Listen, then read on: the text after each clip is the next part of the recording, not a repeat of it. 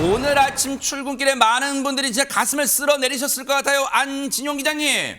네, 말씀하신 대로 오늘 오전 출근길에 벌어진 일이야. 서울에서 열차 운행이 되지 않아서 혼선을 빚게 됐는데 네. 이 아찔한 상황이 벌어졌던 사고가 있었습니다. 어떤 일이 있었는지 영상으로 준비했습니다. 네네.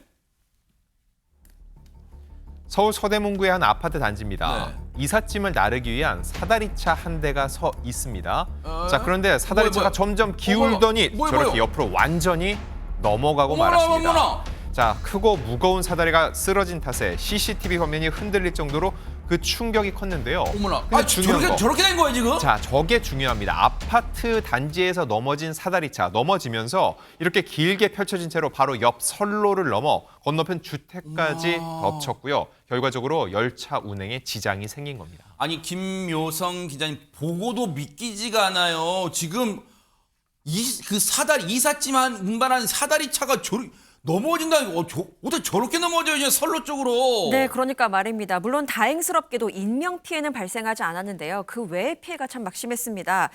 사다리가 무려 40m가량 이렇게 펼쳐진 상태였거든요. 네. 때문에 선로 건너편의 건물, 그 지붕까지도 지금 덮친 어머나, 모습을 확인할 수 세상에. 있습니다.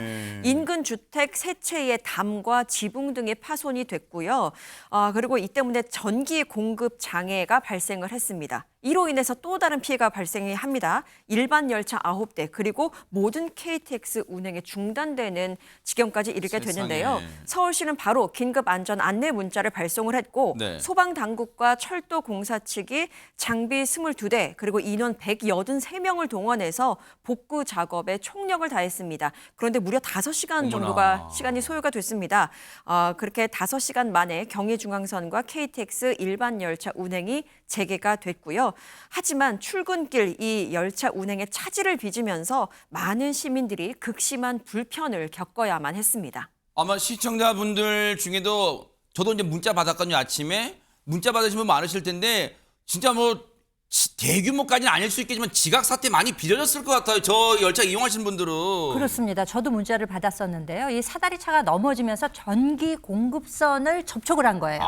그러니까 이제 열차가 단전이 되니까 멈춰서게 되는 그러네요. 거잖아요. 정차가 되고 또 연기도 났었다고 합니다. 어머나. 그러니까 그 승객들이 수백 명이 그 열차에서 나와가지고 이 무더위에 선로를 따라서 쭉 걸어가기도 한 분들도 계셨고요. 내지는 에어컨도 나오지 않는 그 객차에 정말 수십 분간 갇혀 있는 경우도 세상에. 있었다고 합니다. 어머나. 또 이뿐만이 아니죠.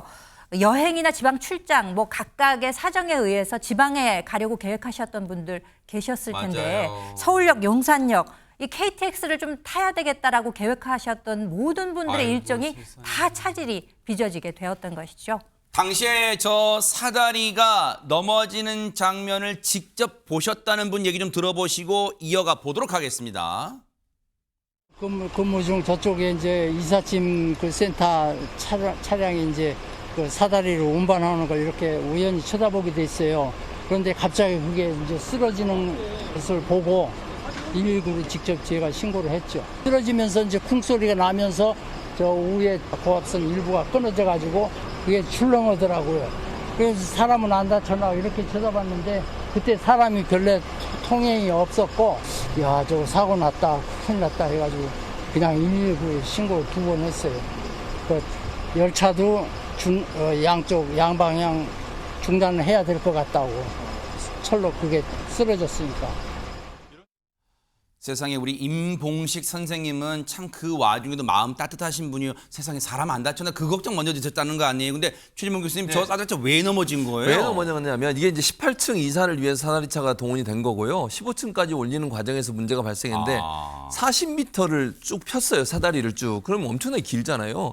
그게 중심을 못 잡고 원래는 아파트 벽에 딱 붙여야 되잖아요. 네. 근데 그걸 제대로 못 붙인 거예요. 그러다 보니까 휘청이게 됐고 무게를 못 이기고 결국 넘어졌는데 네. 경의중앙선 지금 선로 쪽으로 넘어진 거거든요. 아하. 그래서 열차가 운행을 못하는 상황이 펼쳐진 건데 네. 이 40대 남성 운전자입니다. 네. 사다리차 경력만 20년이에요. 어허. 이 실수한 게 이해가 안 되잖아요. 그러니까요. 이유는 뭐네요? 음주였습니다. 아하! 음주를 했어요. 음주를. 아니 경찰이 이 운전자를 상대로 음주 측정을 했더니 알코올 농도가 혈중 알코올 농도가 면허 정지 수준으로 나왔다는 겁니다.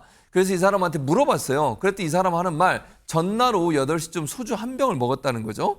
그렇게 얘기하면서 어제 저녁에 먹었으니까 이 사고와는 전혀 관계가 없다, 음주와, 이렇게 주장을 하고 아니, 있는데. 전날 먹어도 안 깼으면 그러니까요. 운전자를 잡으면 안 되죠. 생각해 보세요. 음주 측정을 했는데 이게 면허 정지 수준이 나왔다는 건 이 말이 사실인지 확인을 해봐야 돼요. 안 그러면 왜 이게 맞아요. 나오겠습니까? 그래서 이런 상황이기 때문에 네. 지금 현재로서는 경찰이 수사를 하고 있으니까 좀 더 정확히 수사해서 처벌을 해야 될 걸로 보입니다. 운전기사 해명 직접 들어보시고 이어가 보도록 하겠습니다.